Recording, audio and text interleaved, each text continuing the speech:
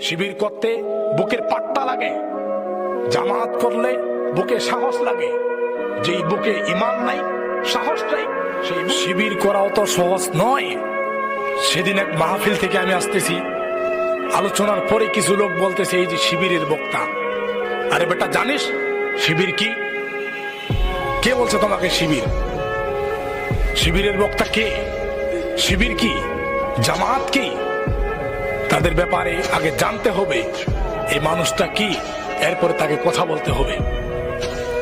হযরত আবু হানিফা শিবির ছিলেন না, জামাত ছিলেন না, আওয়ামী লীগ ছিলেন না, বিএনপি ছিলেন না, জাতীয় পার্টি ছিলেন না। তারপরেও হযরত আবু হানিফাকে জেলখানার মধ্যে তাকে মেরে সেখানে হত্যা করা হয়েছে, সে শহীদ হয়েছে। আজকে জামাত, শিবির, আওয়ামী লীগ